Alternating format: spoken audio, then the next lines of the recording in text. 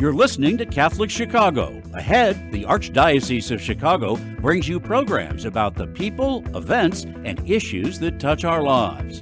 Welcome to Catholic Chicago.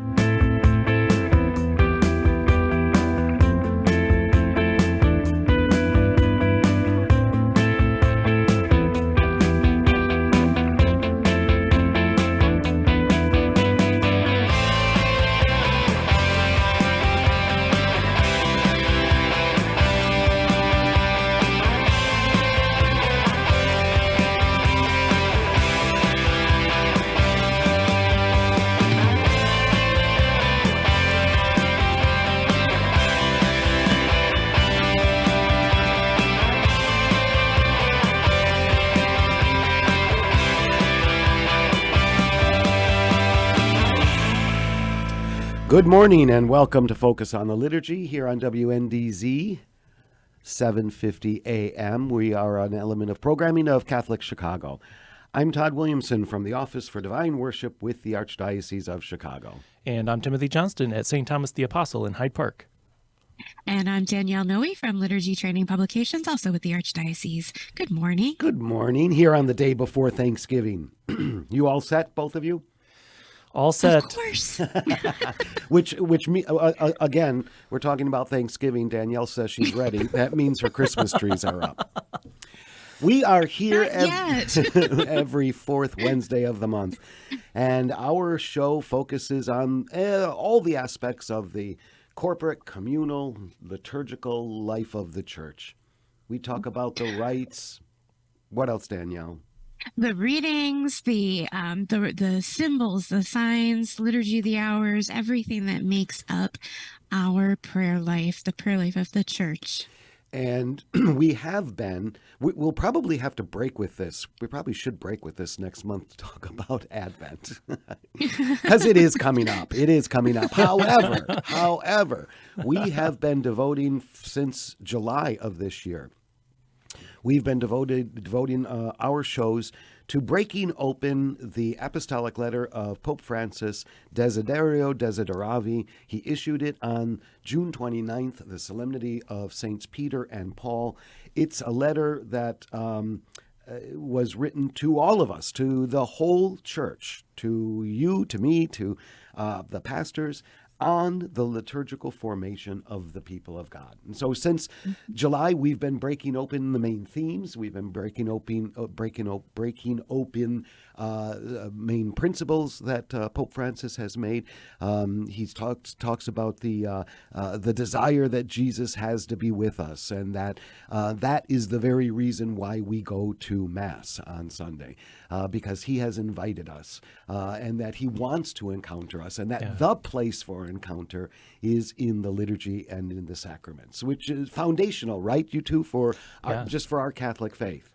Yeah, I mean, just to recap kind of what you said, it is foundational in the sense that Jesus deeply desires this encounter. That's how that letter starts, right? We've talked about that in pretty much, I think, every show.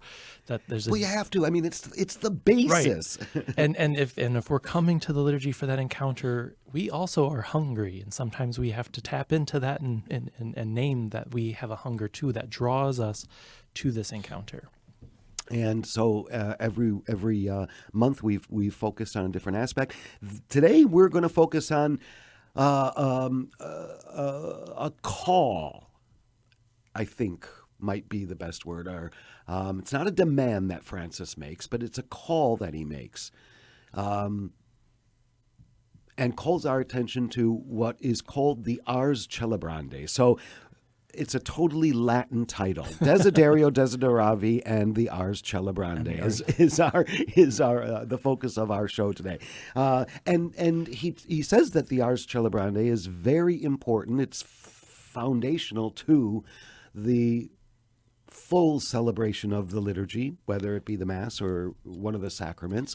And I guess real quickly, Danielle, how do you translate Ars Celebrandi? I'm sure that's a term that not many people have heard. Right. It's the art of celebrating. So think of that for a second, about liturgy as a form of art, right? As a form of beauty. And of course, I don't think anyone would disagree. that the liturgy is an act of beauty, but as an art form, and an art form of all the people who are gathered celebrating, that we all have this role to play in the liturgy that comes from our baptism, and that how we celebrate the liturgy, if we celebrate the liturgy well, it affects everybody's experience of the liturgy. And I often come back to sing to the Lord music in divine worship when I think of our celebrandi, in that good celebrations can foster faith and poor celebrations can weaken faith. Mm-hmm. So in terms of the Ars Celebrandi, if we are celebrating this well as this art form, we are helping people encounter God, because God is that supreme beauty, right? So if liturgy is an act of beauty, it communicates the beauty of God in our encounter. And I think we should be, I love that explanation, Danielle. And I want people to understand it's not just do the red and say the black. That's not an art Yes. form. Like, Yes. obviously those are important and attending to rubrics, but the beauty is the expressiveness and the way that one presides, the way that the assembly engages, the aesthetic sometimes of the space in which you're gathering, the vestments, the vessels, all of that play into the art of celebrating, I think. And the other piece I'd want to kind of add on to that is that this isn't a new concept that Pope Francis comes up with. He's re-engaging and Benedict was the first. well, Benedict certainly used that term. He uses that He was term. the first one to use the term Ars Celebrandi. Yeah, in Sacramentum Caritatis, right? Correct. Yep. Yes. Is where that comes up, and Pope Benedict sort of lays that out in a nice way, and then our bishops' conference kind of takes that on. But I want to push the language. You're right, Todd, wasn't used, But the idea really grew out of the liturgical renewal and the Second Vatican Council. And we can think, and this is maybe dating me a little bit, but even back right after the council, we have folks like Father Robert Havda, who wrote a book called Strong, Loving, and Wise. And his whole thing was about how do we teach presiders for the art of presiding, the art of beauty, the art of celebrating the liturgy. So he didn't use that language of Ars Celebrandi. He was just trying to say, okay, we're after the council now, and there's a different way of kind of looking at how we are celebrating and presiding at liturgy. Here's a textbook, if you will. It wasn't quite a textbook, but he's inviting that same kind of conversation. But we also have folks like Father Clarence Rivers, who's maybe a little kind of different than Bob Havda, but he is also kind of tackling some of that in how he breaks open and talks a little bit about liturgy.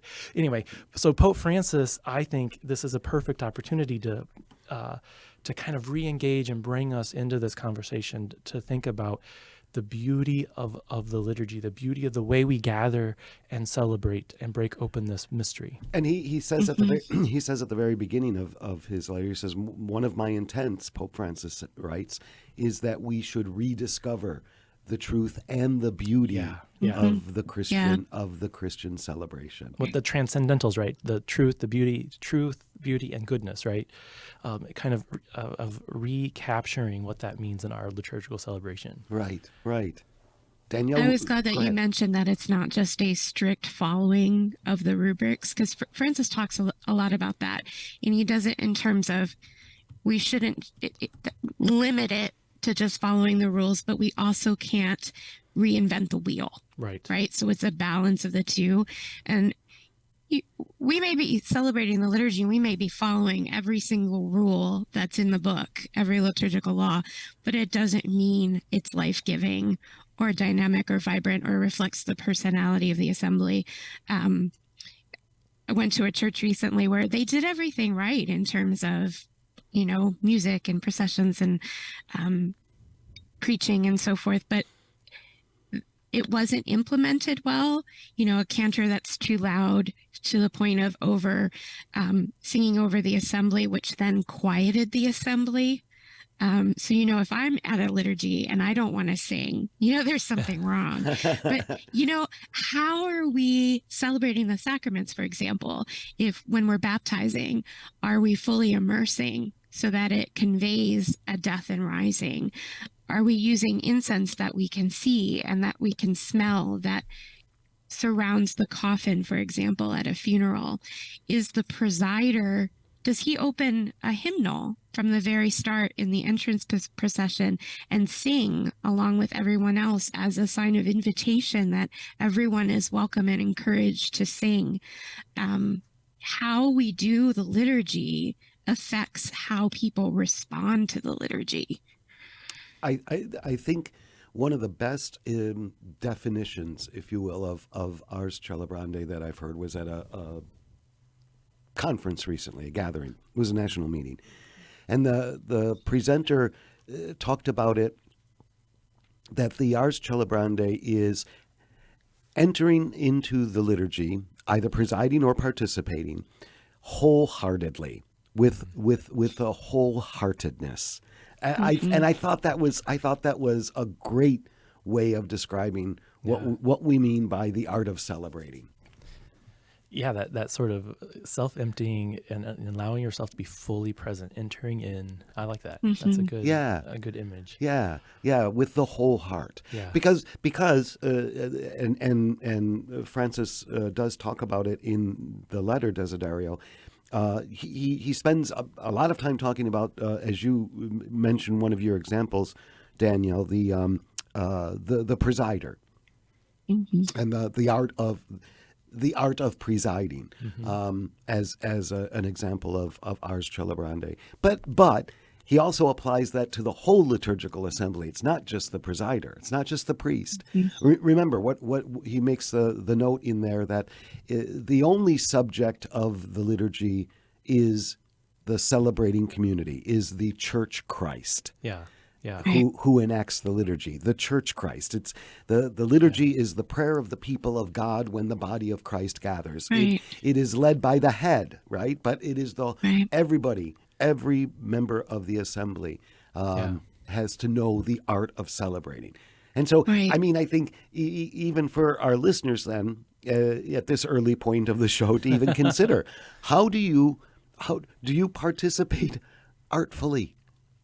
Do you see your participation in the liturgy, your aspect of celebrating it, whether you're a scheduled minister or not, as an art form? That's a great question, and just take some time to consider the way that, I mean, even from the very moment of stepping into the church, what is your mindset and coming in? And like Danielle mentioned about the priest presider, with the hymnal.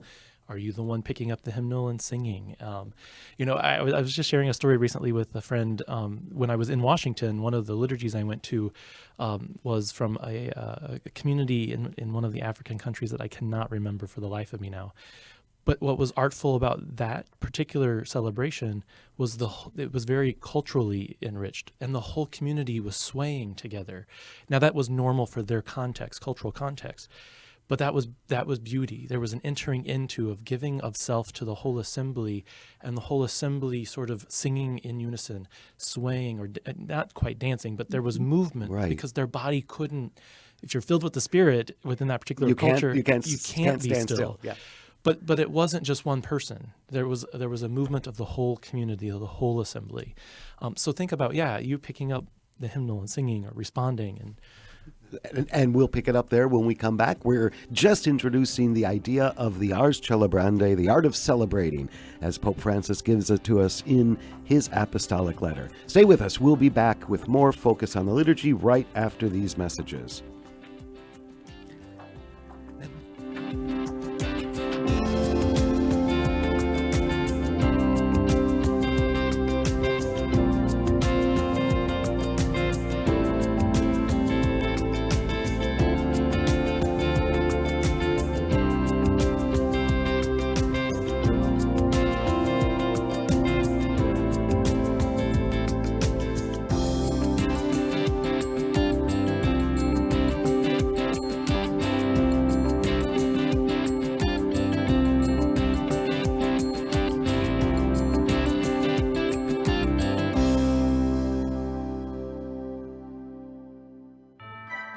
Join Catholic Charities on Friday, December 2nd for the 33rd Annual Spirit of St. Nicholas Ball at the Chicago Hilton.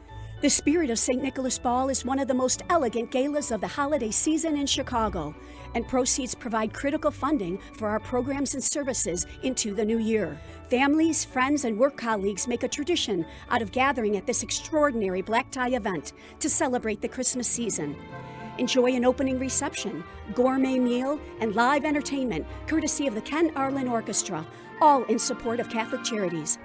Don't miss this special night for a great cause on Friday, December 2nd. To purchase tickets for the Spirit of St. Nicholas Ball, visit catholiccharities.net/events or call 312-948-6963. That's 312-948-6963.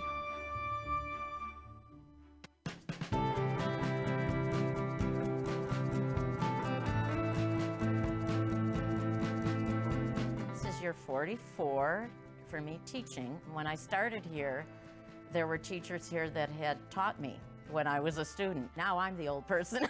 Right now, I teach junior high math. I love when kids find what I'm teaching to be fun and they get it. I see that light bulb go off and it's a thrill. People are always amazed. What? You're here for 44 years? It's hard for me to believe, frankly. I love what I do. Every summer I think, oh, I miss the classroom. Even on the weekends, I think I can't wait to get back on Monday and teach those quadratic equations. Shape the next generation of leaders. Teach. Apply today at archchicago.org/schooljobs. Catholic Charities Refugee Resettlement Program has been especially busy this year, assisting individuals and families who have fled dangerous situations in their homeland, including Afghanistan and the Ukraine.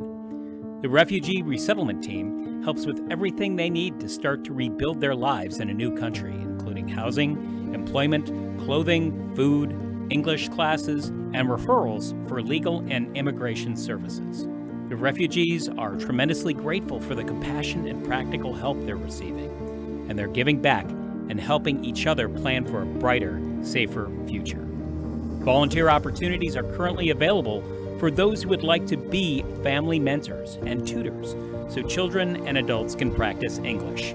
To learn more about these rewarding opportunities, call 312-655-7096.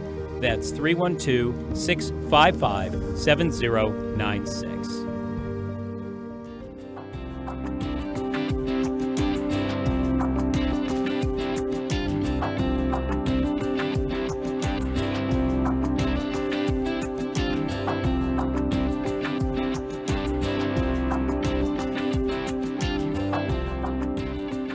Welcome back to Focus on the Liturgy. We are talking, of course, about Desiderio Desideravi, Pope Francis's recent apostolic letter on the liturgical formation of the people of God. We've been doing that for the last number of months.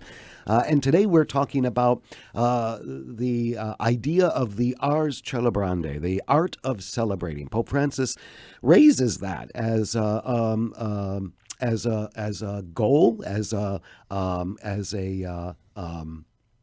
call, and in some ways as a challenge. Danielle, during the break, you had noted that you have we're just talking with the listeners about what do we mean? What does Francis mean by the ars celebrandi? And Danielle, you found something during the break. Oops, you're on mute. He does give a good definition of it in his document, which the USCCB has taken to and added on their page, defining ars celebrandi.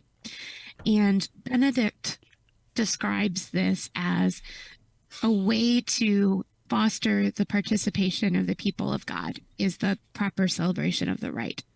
And so he says that the ars celebrandi is the best way to foster full conscious and active participation, because the ars celebrandi is the fruit of faithful adherence to the liturgical norms in all their richness.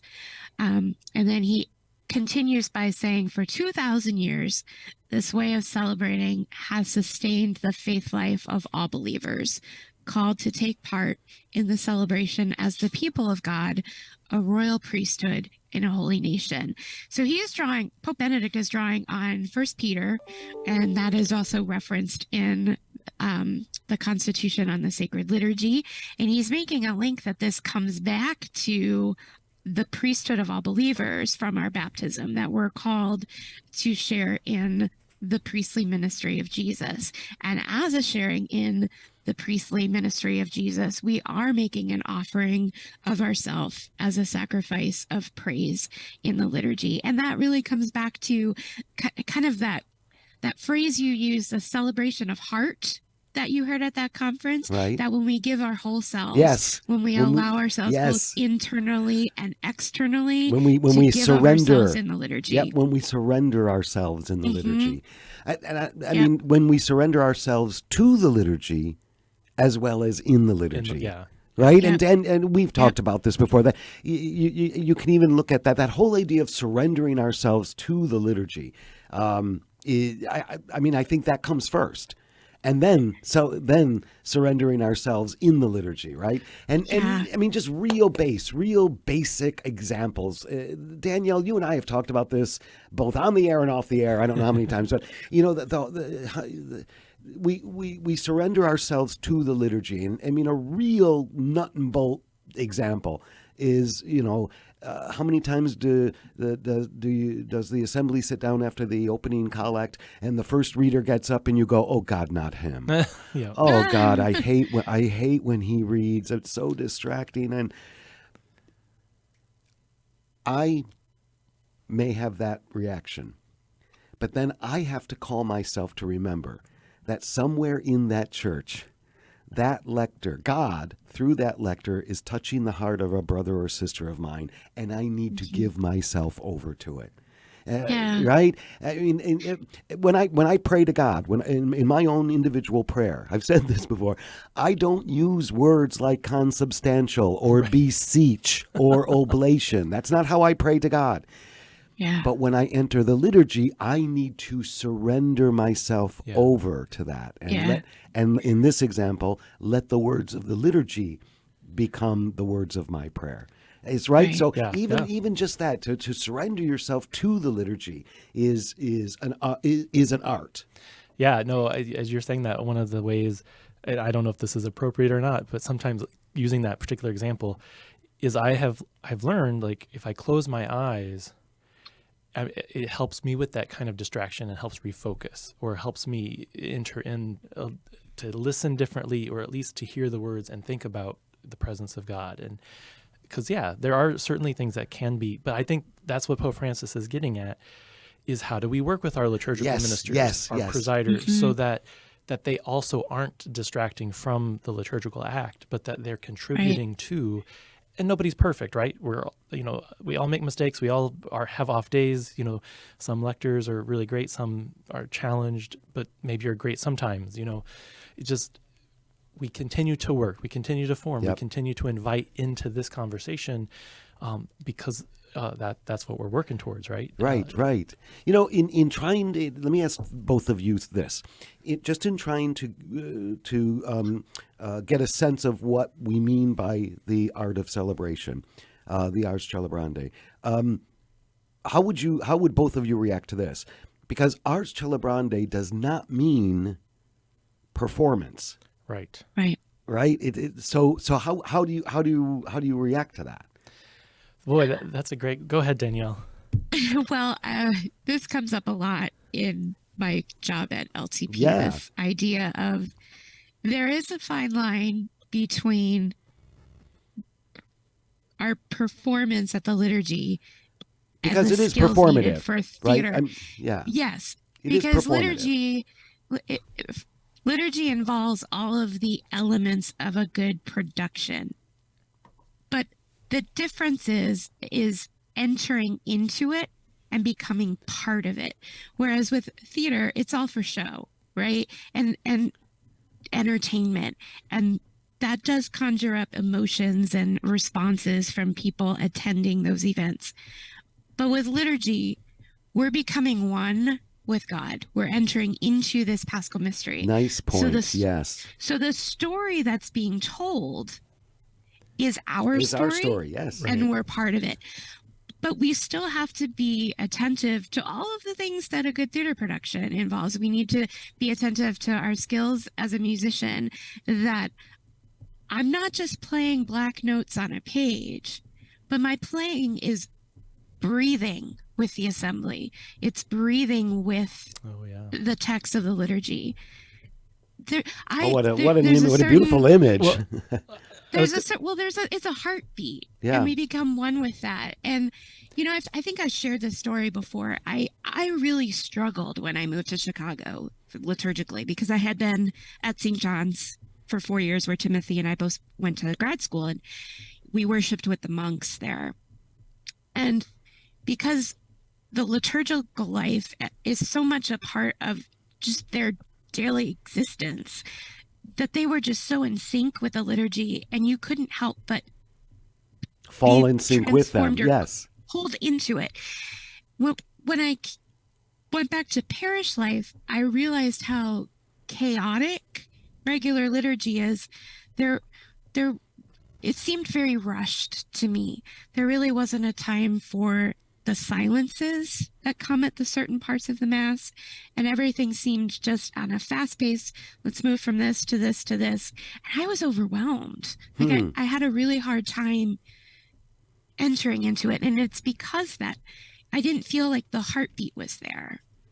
Interesting. I think that's one of the reactions that I would share, or similarly would share with Danielle, is there, as members of the assembly, we are not just spectators, which is what happens at a production. Like, we sort of watch, and we can enter into that emotionally.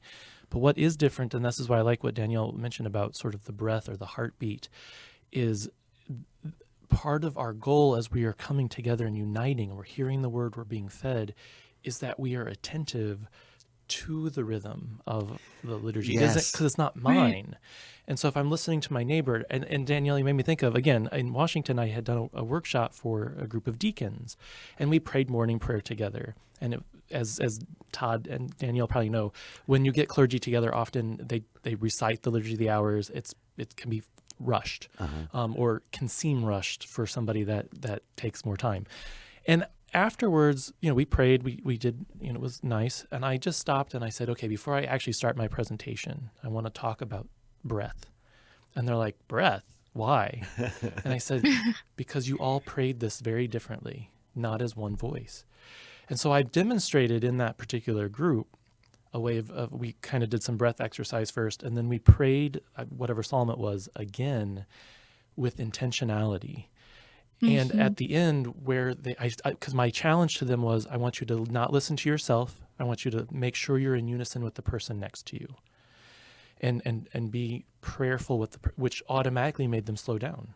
Like, they had to be intentional about the rhythm that they were in. And afterwards, they were all just sort of, I don't want to make it more dramatic than it was, but there was a light bulb that went on. Like, they were like, oh my gosh, like, that makes so much sense. And I said, this is what it means to be part of an assembly. Yes. This is what I mean, this isn't only it, but this is how we begin to unify our heart and mind. So when you're praying the hours or you're at Mass, and especially as a deacon, as you're leading particular prayers like the intercessions, be mindful of the rhythm, the intonation, the way that you are inviting, because people will respond with the intentionality or the way that you're inviting them to pray. Wow. So that's another way that we sort of react. We can respond by the way that the presider or those that are leading us in prayer model that prayer for us.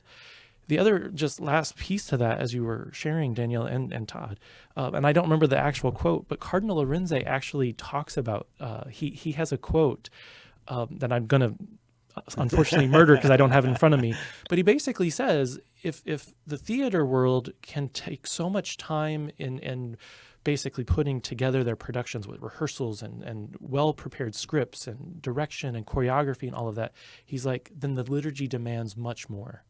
If they can do it at that level, then the liturgy requires, again, I'm not saying it exactly like he did, but that was the sentiment. Yeah. And he was inviting, again, I think this was following from Sacramentum Caritatis, ultimately, if I recall correctly, inviting us to enter into the liturgical act more intentionally and attentive to how we move in the space, all of those things. All right. So Danielle and Timothy, when we come back from this break, can we spend some time talking about what do we mean when we talk about the intentionality of the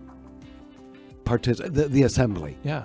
All right, excellent. We're talking about Ars Celebrandi, the art of celebrating, which Pope Francis raises in his apostolic letter, Desiderio Desideravi. We'll be right back. Stay with us.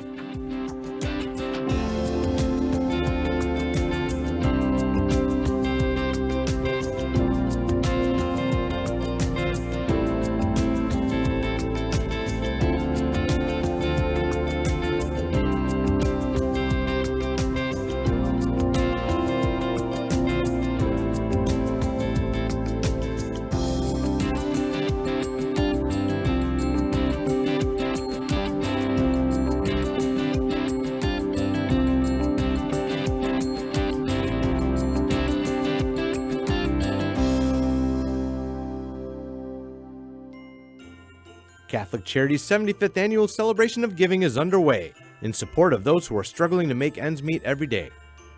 Individuals, families, colleagues, neighbors, parishioners, and friends purchase thousands of gifts and basic necessities to ensure Catholic Charity's clients and their families have a joyful Christmas morning. There are many ways to get involved, including online wish lists that make giving easier than ever before. If you can join us in this special Chicago Christmas tradition as volunteers and donors, please email us at cog@catholiccharities.net. That's cog@catholiccharities.net. Or call 312-655-7401 in Cook County and 847-782-4210 in Lake County. Thank you for helping us spread Christmas cheer this year throughout Cook and Lake counties.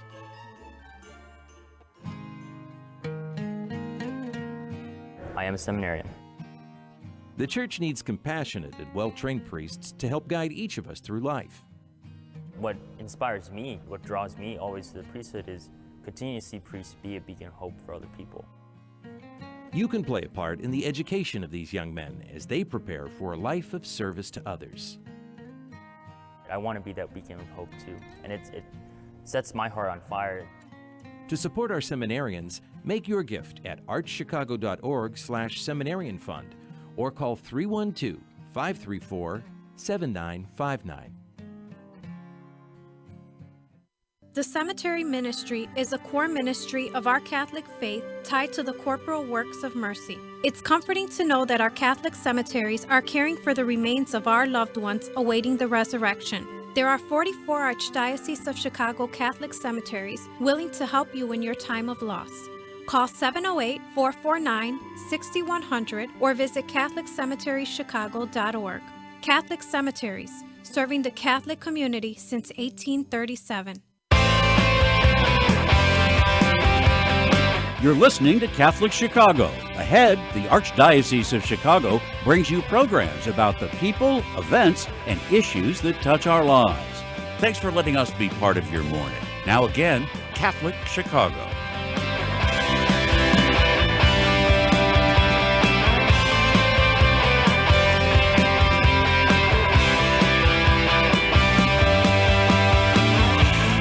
Welcome back to Focus on the Liturgy. If you are just joining us for this second half hour, I'm Todd Williamson from the Office for Divine Worship.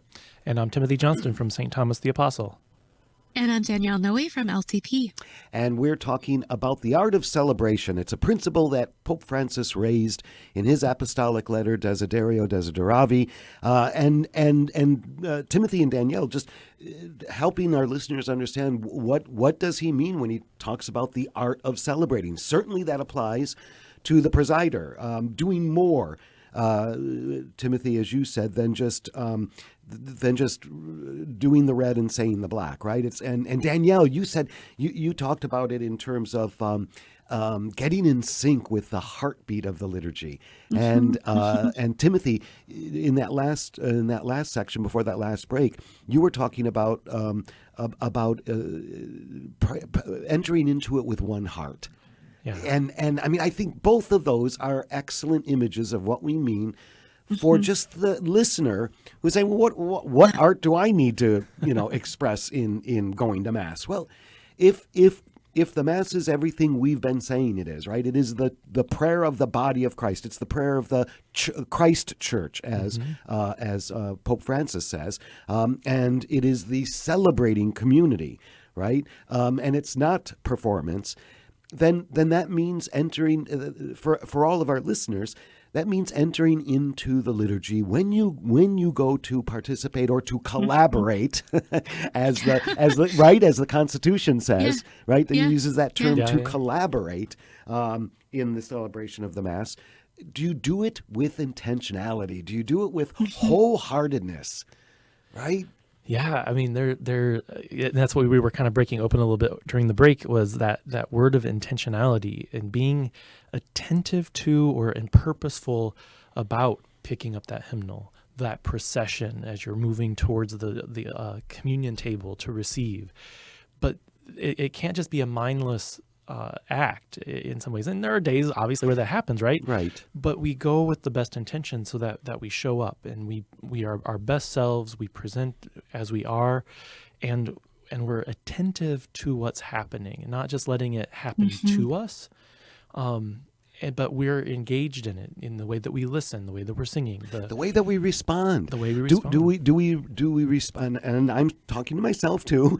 Do we respond rotely, or or to recite the Confiteor in one voice?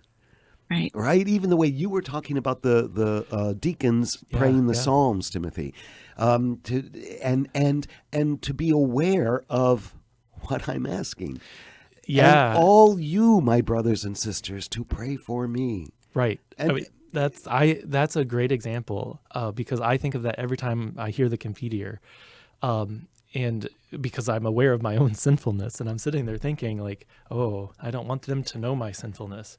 But here I am asking, yes, like, that I want my brothers and sisters to pray for me, but I don't want you to really know me because I know, but there's a vulnerability, there's an authenticity in that intentionality. Like, these brothers and sisters, whether I know them or not, I'm asking you to help me on my journey. But now push that further. To be really intentional, right? To be aware, to be in this wholeheartedly. That means that at the same time they're asking me to pray for them. Yep. Yeah. Go ahead, Danielle.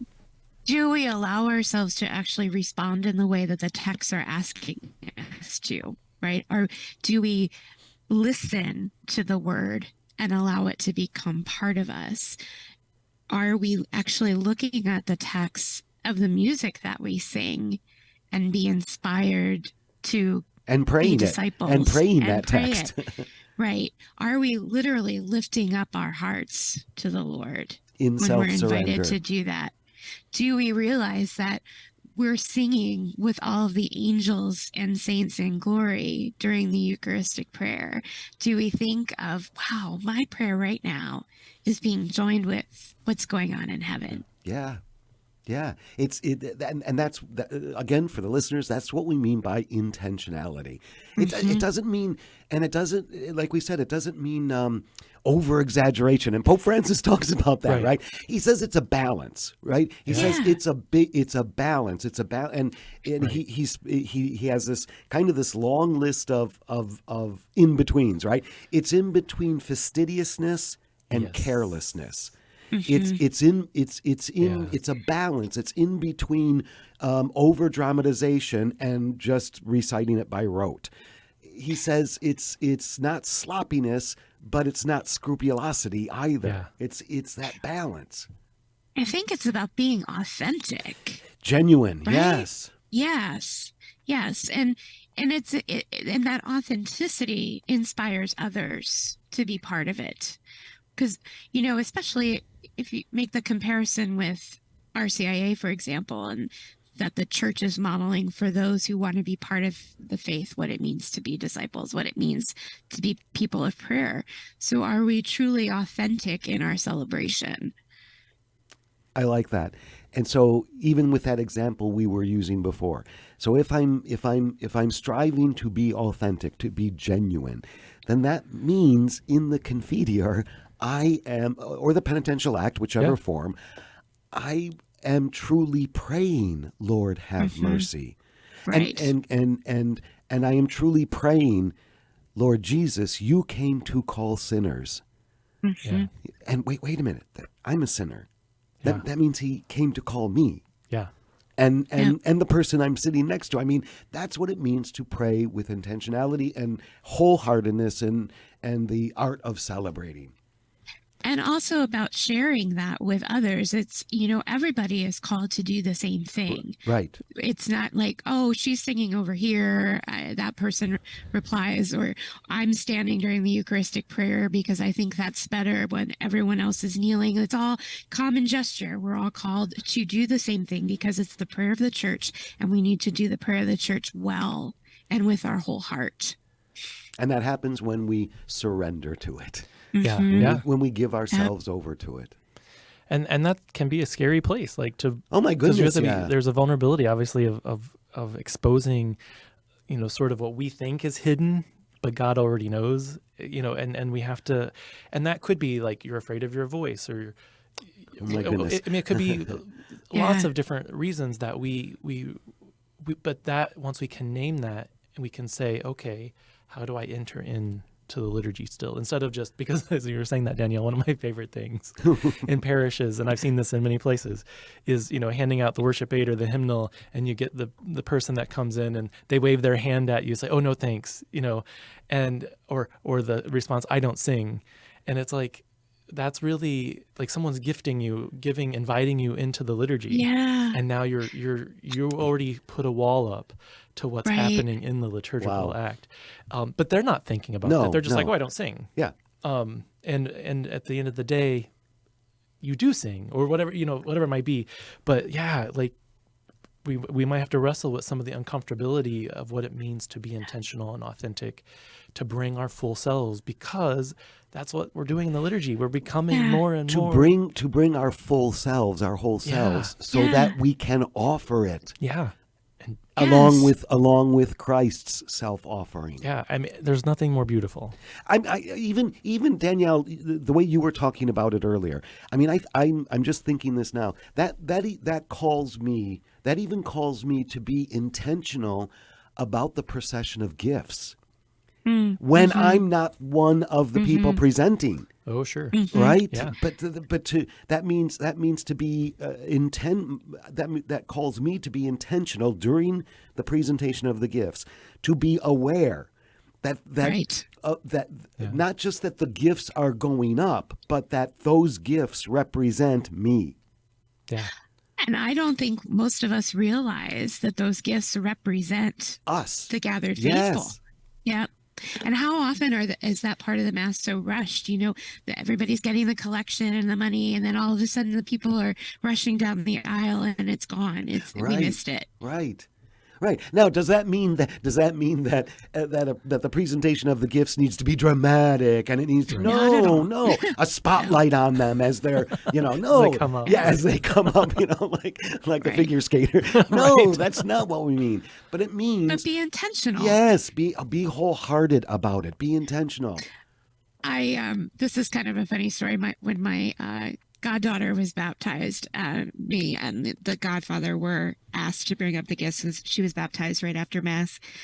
And, I'm trying to be intentional about it, so I'm walking deliberately. But the person who gave me the gifts kind of tapped me. She's like, you can move faster. Oh. I'm like, no, we need to, be in sync. Come on, chop. We're on a time clock here. Come on. Right, the parking lot has to be available. Well, so all right, so that I think that's a great example that you both raised, and I think it's very practical, and I think that it's very prevalent. Rushing. How and when you rush things that are routine, and ritual is not routine, right? So and that's for presiders, proclaimers, and the rest of the assembly, right? I mean, how the responses just trip off our tongues without even thinking.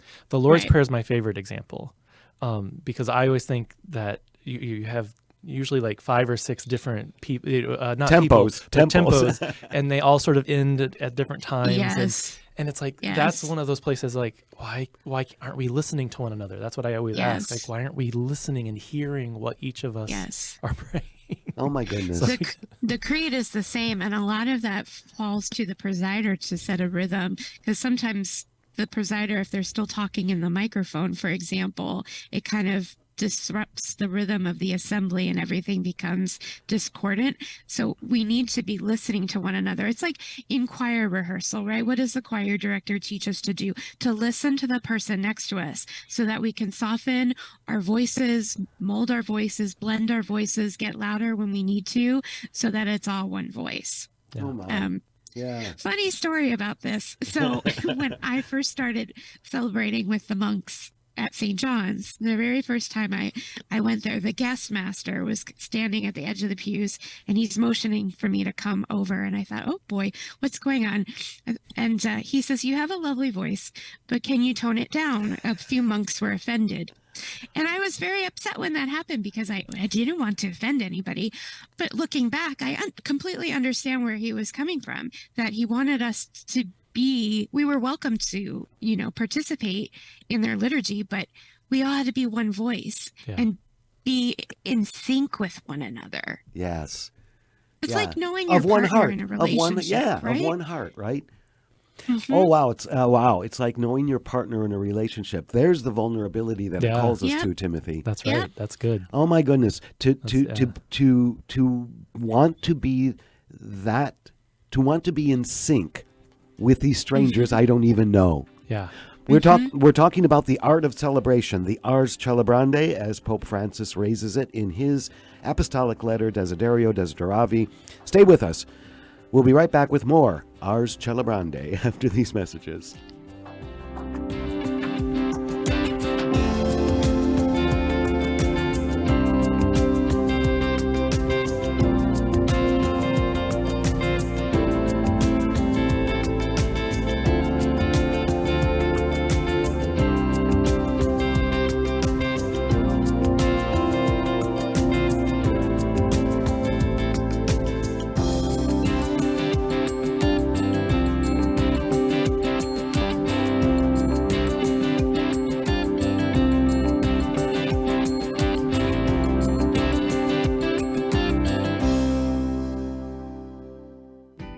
We are hiring. Catholic Charities of the Archdiocese of Chicago is looking for mission-driven individuals who want to help make a positive difference in the lives of people in need throughout Cook and Lake counties. Be part of a diverse, talented team of professionals in the largest human services organization in the Midwest. We are dedicated to helping people chart a more stable, happier future for themselves, and we accompany anyone in need, regardless of faith, gender, race, or ethnicity. Competitive salaries and generous benefits add to the satisfaction you'll have every day knowing that you're helping us amplify our impact in Chicago. To see our list of employment opportunities, visit CatholicCharities.net.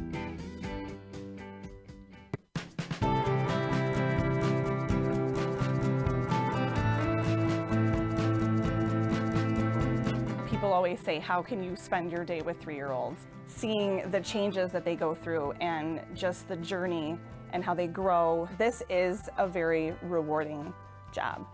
Even though at the end of the day, we're not the highest paid people on earth. And when I have a parent contact me and say, my child loves school, that to me, I'm setting that foundation for their love of learning, because really you are changing lives, you are molding lives. Shape the next generation of leaders. Teach. Apply today at archchicago.org/schooljobs.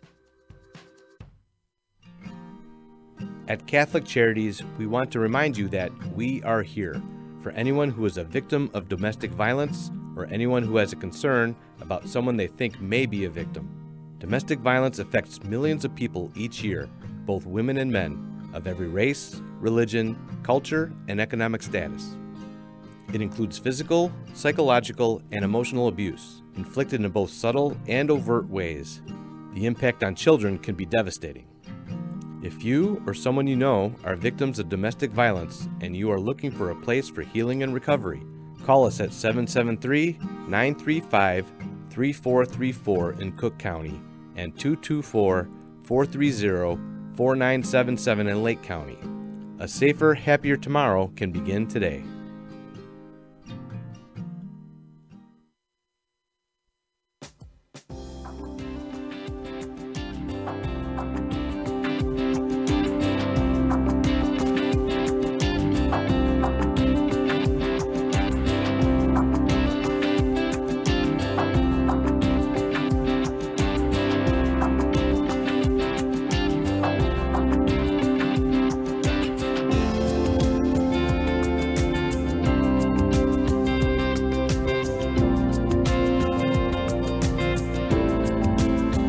Welcome back to this last segment of Focus on the Liturgy. We have been talking about the Ars Celebrandi, the art of celebrating, as Pope Francis talks about it in his apostolic letter, Desiderio Desideravi. Danielle, what last section? What else needs to be said? What have we forgotten to talk about? Pope Francis, he does raise the idea of the art of celebrating both exteriorly and interiorly. Mm-hmm. And as I was listening to Timothy talk about intentionality, a scripture verse kept coming to my mind. It's one of my favorite verses of "Be still and know that I am God." And I kind of been playing with that phrase of be intentional and know that I am God. Be mindful, know that I am God. And we come to know God through the liturgy. Because that's where we encounter God in the most unique way. And so I think for those that serve in the liturgy regularly, whether you're priest, presider, reader, extraordinary minister, musicians, one of the primary goals of our job or of our role, if you will, is to help the assembly come into full active conscious and participation. And by doing that, we need to obviously be intentional about what we're doing, but to allow time for the liturgy to move, to allow it to wash over everyone, to seep into the hearts of the people who are there celebrating, to give them time to process what's going on, to understand what the signs and symbols mean. I think you talked about in the last show about how Francis stresses that we live in a world now where we don't understand the power of symbol or the symbolic language. Yeah, but part of the way we help people understand that symbolic language is how the rites are done, and to allow people to be intentional about them, to receive the communication that God is trying to convey through those rites. Francis stresses the need for silence. I was Danielle. I was just thinking. I think that's a great example of how the art of celebrating. How do you do silence well? Right. And we're uncomfortable with silences. And it's not just in the liturgy, you know. My husband is very uncomfortable with silence, and he becomes a chatterbox. I'm a quiet person, but he feels the need to fill the silence because, oh my gosh, what's she thinking? But it's the same way in the liturgy. We need to allow people to have time for silent prayer. Francis uses one of my favorite examples in Let Us Pray. So you're inviting the assembly to do just that, to pray, but then you don't allow the silence that is called for to pray. The collect isn't the prayer that we're being invited to pray. The collect is lifting up the prayers that we offered in the silence of our hearts during that period of silence that we were invited to pray in. So we need to be attentive to all of those, the ebb and flow of the liturgy, right? There's all of these crescendos and decrescendos of the liturgy. We need to understand the rhythm and the tempo and the personality of the liturgy and allow people to understand that.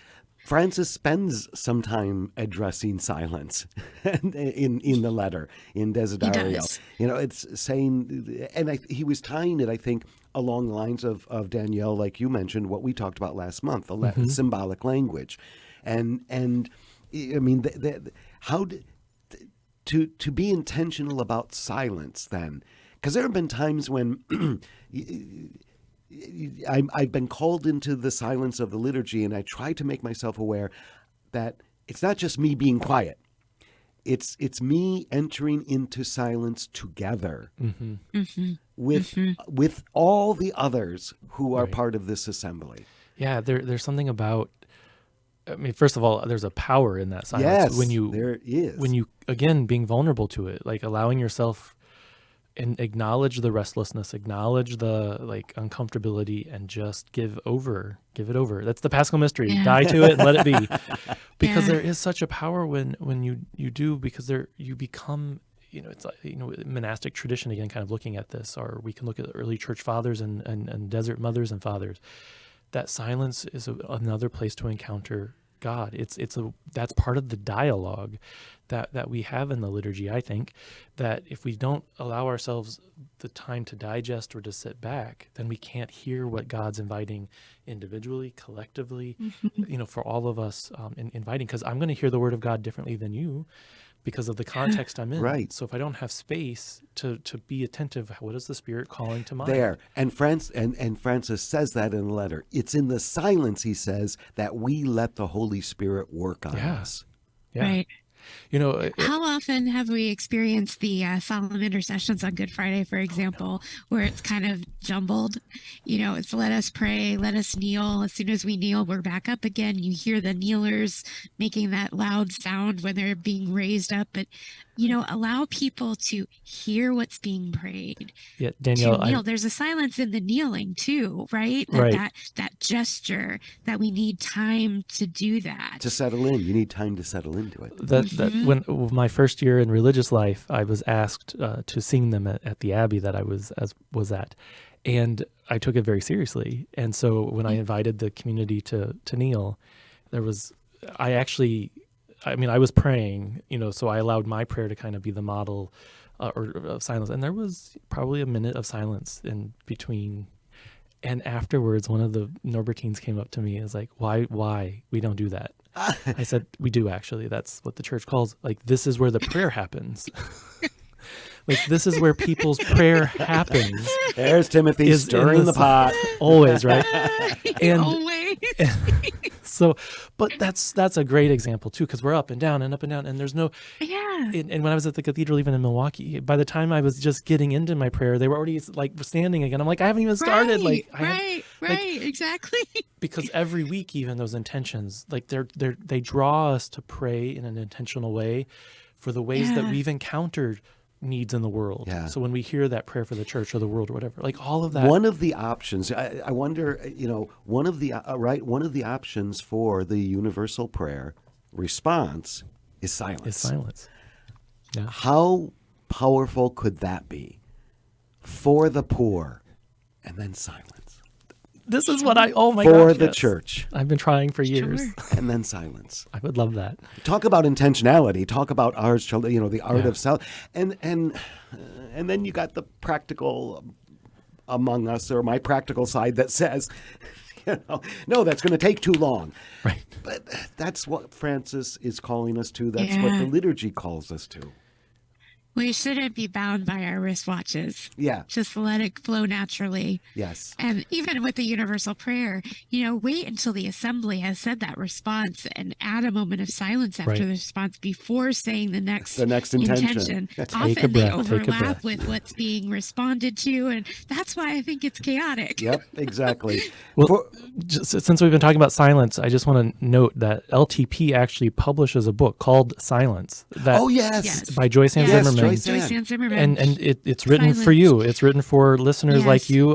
It's a great resource just to help you contemplate sort of what silence is in our life, not just in the liturgy, but how it plays out in the world around us. It's a beautiful book. It's a beautiful book. The subtitle actually kind of encapsulates what you're talking about. It's Silence, Everyday Living and Praying. Yeah.